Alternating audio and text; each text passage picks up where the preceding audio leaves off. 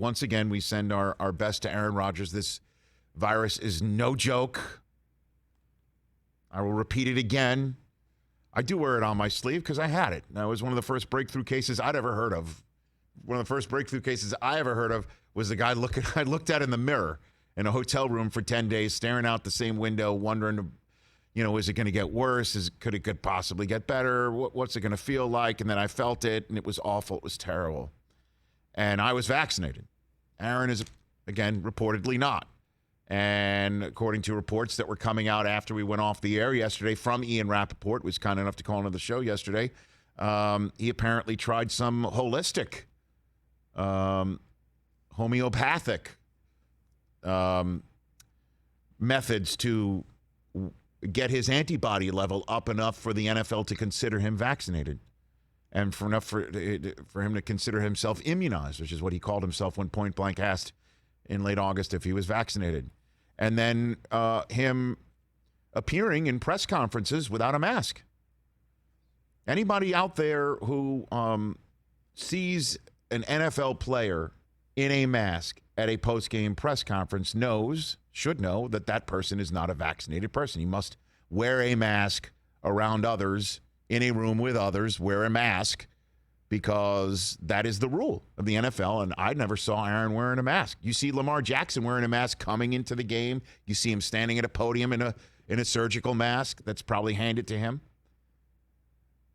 That's the indication. That's also the following of protocols, and it sure looked like, again, these are all what things surmise and what seem and look like.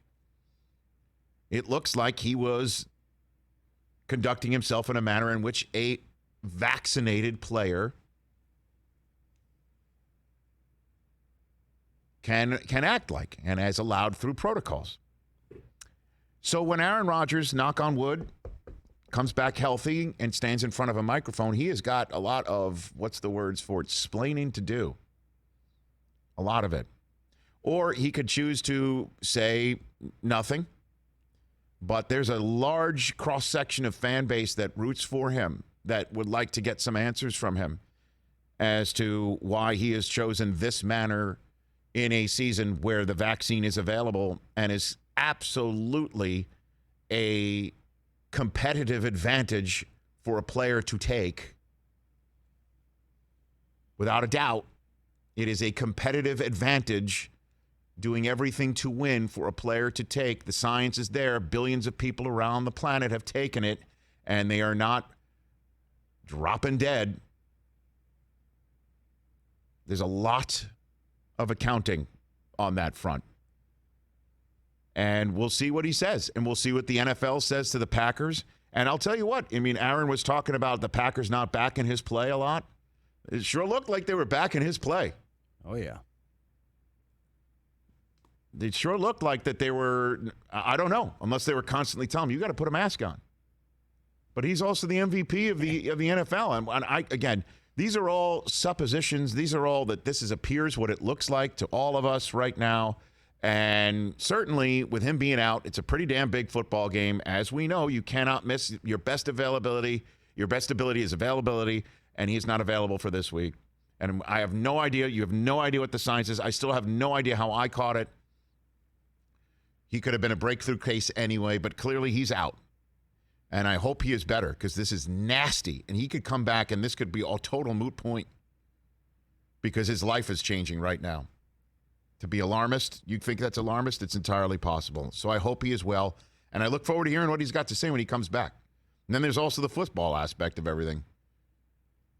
You had a fascinating point, Chris, that I want to hit later on, that his career is following a similar path of Brett Favre's. It's really eerie.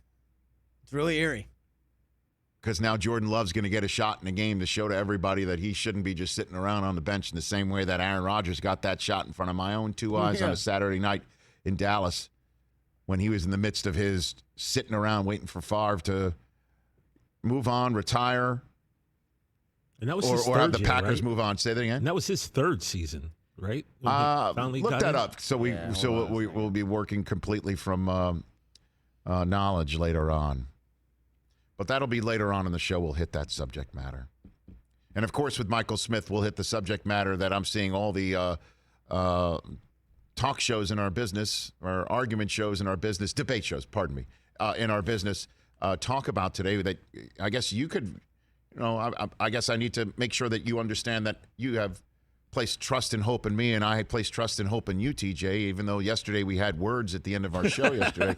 But, you have the mind to produce a show like these debate shows, because as soon as this came out yesterday, like, what's the difference between what Rodgers has done, appeared to have done, or what Kyrie Irving did and is still doing because of what he didn't do, which is still the ultimate thing, not taking the vaccine for whatever their reason.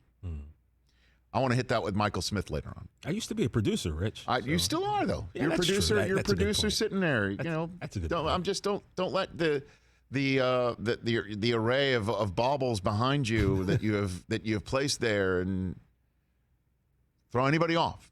You're lead pipe wielding professional. Thank you, sir. You're welcome. Appreciate that. Hey, you watched all the way to the end. Thanks for that. Watch more right here.